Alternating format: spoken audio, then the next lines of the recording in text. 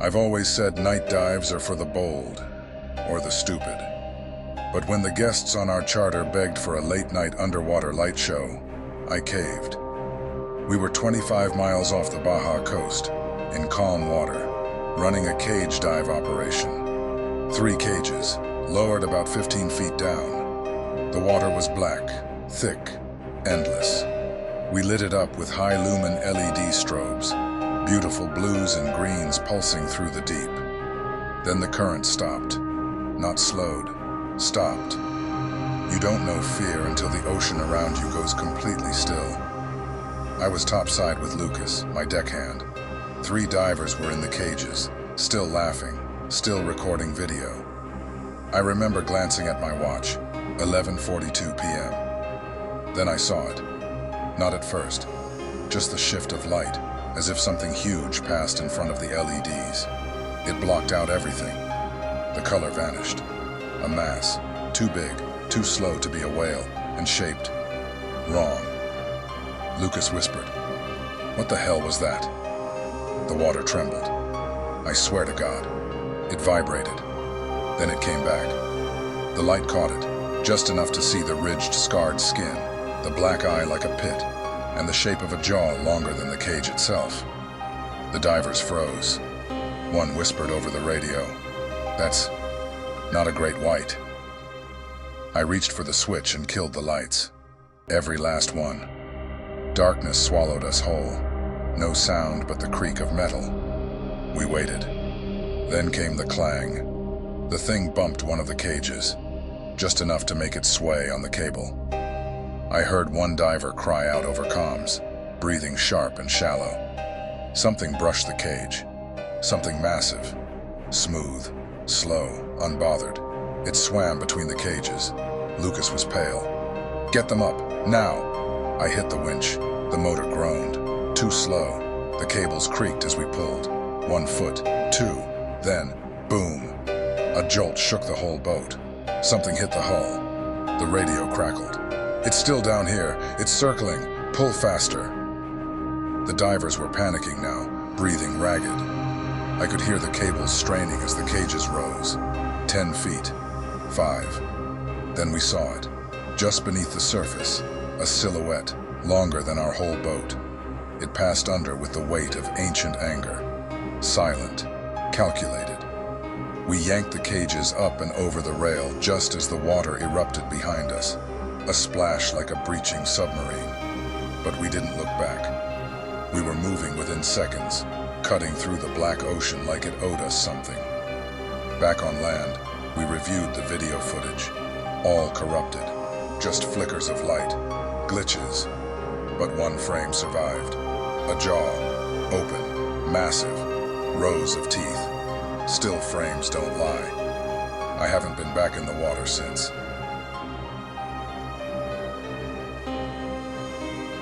It started with a whale carcass. I was part of a 3-man oceanographic survey team, stationed on a rented trawler about 60 miles off the Pacific coast. We were tracking migratory patterns of blue whales, tagging dorsal fins with satellite trackers. Easy work, beautiful work. Then we saw it, what was left of one. The whale floated belly up, massive and mangled. Clean bite marks, nearly 20 feet across. Not jagged, not scavenged. A single strike. Precision. Power. I've studied sharks for over a decade. Nothing alive today could have done that. Not like that. Jonas, our lead biologist, said it must have been a ship propeller. Orcas, maybe, he added half-heartedly. But I saw the look in his eyes.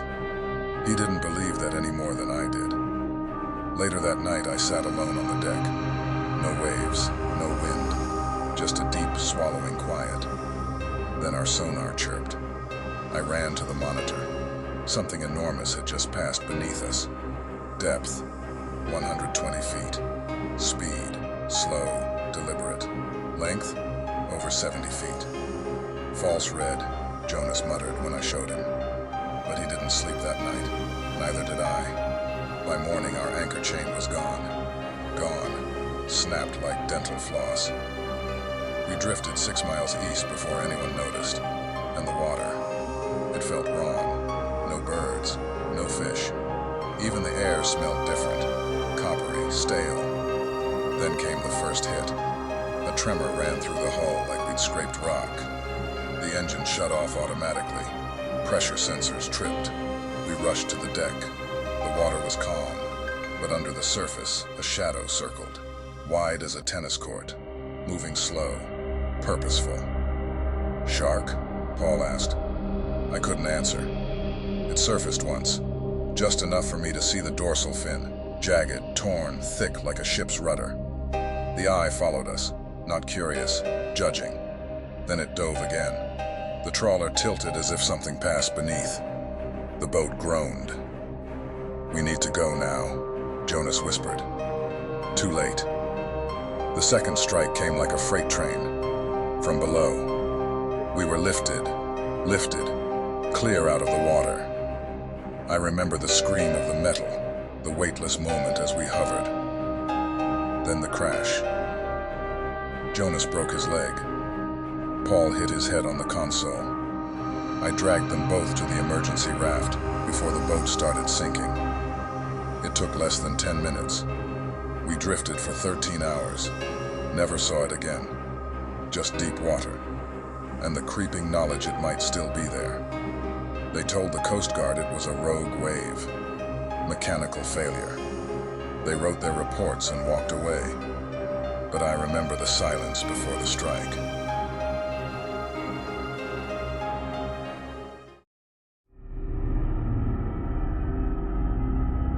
They sent us out there to keep the peace. 3 ships, 1 floating lab, and a skeleton crew of scientists trying to harness the ocean's fury for green power. Wave core, they called it. Clean energy through submerged turbines. I wasn't paid to understand it, just to keep them safe. My name's Cole Bishop, former Navy, now part of a private security outfit that works the ocean like bounty hunters. Most of us had scars we didn't talk about. This gig? It was supposed to be easy. The Wave Core platform floated like a steel island 200 miles off the west coast. It had an eerie look to it. A grid of turbines underwater, and a sleek main deck above, like something NASA would have built if they loved salt water. 3 of our ships surrounded it, each with 6 men on rotation. Watch the lab, keep pirates away, and check sonar. Easy money. But the ocean, she's never really quiet. It started 2 weeks in. Midnight shift, glass flat water. I was aboard the Mistral, the closest ship to the south end of the lab. Our sonar tech, Dom, came running up with a weird readout. "Boss," he said, breath fogging the inside of his mask. "I've got something big pinging off the lower turbines, like real big. Maybe a malfunction." I shrugged. "Ping it again." He did. Same shape, same impossible reading. Whatever it was the length of a submarine, and moving. The scientists brushed it off. Thermal displacement, maybe a pod of whales. Could be turbulence from the turbines. But Dom wasn't buying it, and neither was I. A day later, the weather turned. Not a hurricane, but enough to rattle nerves. Swells punched the lab hard enough to shake bolts loose. We tried to reach HQ, no signal. Satellite was down. Storm must have clipped the tower. That night, something hit the platform. Not wind, not a rogue wave. A hit. Steel crunched like a soda can, and alarms wailed from the lab. I was already in the Zodiac boat before the second impact. By the time I reached the lab's lower deck, 2 of the turbine shafts were bent inwards, metal twisted like they'd been bitten. There was blood in the water. One of the scientists, an intern named Clark, had gone overboard. We never found him. "Sharks," someone muttered. But sharks don't ram steel. That was the first night I heard it, beneath the water. A low, thrumming bellow that vibrated your chest, like a diesel engine roaring in the dark. Dom recorded it. "That's no whale," he said, pale. "That's something else." The next morning, they found Endeavour, the second ship in our triangle, cracked in half and drifting. No one answered the radio. Just bodies. Some torn. Some gone. I told the crew we were pulling back. We launched a drone below the platform before we left. Only lasted 8 minutes. The feed cut out just as something massive swam past the camera. Gray, mottled hide, gashes on its flank like it had fought for decades. A dark eye that stared right into the lens. Then, static. We didn't have a name for it. Dom whispered, "Megalodon." Everyone laughed, until they saw what it did to the third ship, Breaker, 2 days later. It breached beneath the hull, sending the whole thing airborne. We watched from the platform as it fell apart in midair, raining men and fire into the water. That was the third night. Now there were 7 of us left. No contact with HQ, no ships. The storm had knocked our comms and fried the lab's backup generator. All we had were 2 half-working skiffs, low fuel, and a floating lab that was sinking foot by foot as the beast circled, closer with each pass. We argued about escape. Some wanted to risk it in the skiffs under cover of night. Others thought we could lure it with engine noise and try to kill it with remaining munitions. But we weren't soldiers anymore. Just shadows with guns, bleeding time. Day 5, it came again. Not from below, but above. The monster breached like a goddamn torpedo, its entire body crashing onto the lab's rear platform. Metal gave way. Screams filled the air. I saw Dom go under, pulled down in a vortex of foaming red. I grabbed the flare gun. That thing turned toward me, its jaws like a rusted hangar door, a body the length of a subway train. This wasn't a fluke of evolution. It was a relic, a war machine carved by time. I fired. The flare burst right in its eye. It screamed, actually screamed. The water convulsed, and it vanished below with a roar that echoed into the storm. I thought we were dead. But an hour later, just before dawn, the Navy showed. The USS Harridan, battle cruiser class. They'd received a fragment of our earlier ping. They didn't believe us, until the sonar went black. Until it surfaced. The Navy opened fire. Torpedoes, depth charges. The sea turned black with smoke and pink with blood. When it finally sank, it took 2 destroyers and half the sky with it. Now I'm stateside. The lab was declared classified. The survivors? Scattered. The official report? Gas leak explosion. That's the story they tell the press. But I remember the sound, the roar. I see it every time I close mine. Some things never really die.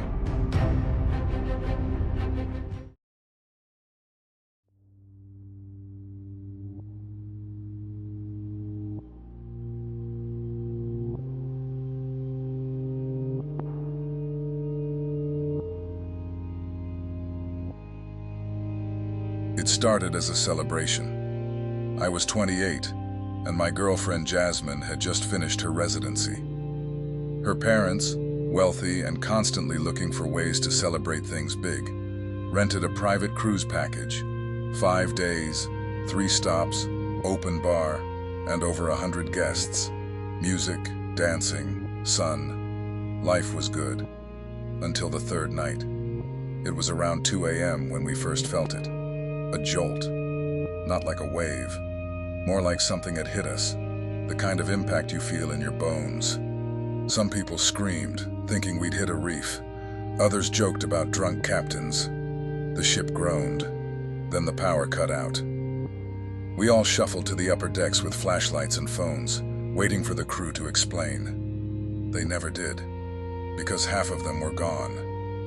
From the railing, someone screamed and pointed at the ocean. I looked just in time to see the water bulge outward, like it was breathing, and then collapse in a massive splash. I didn't see what caused it, not yet.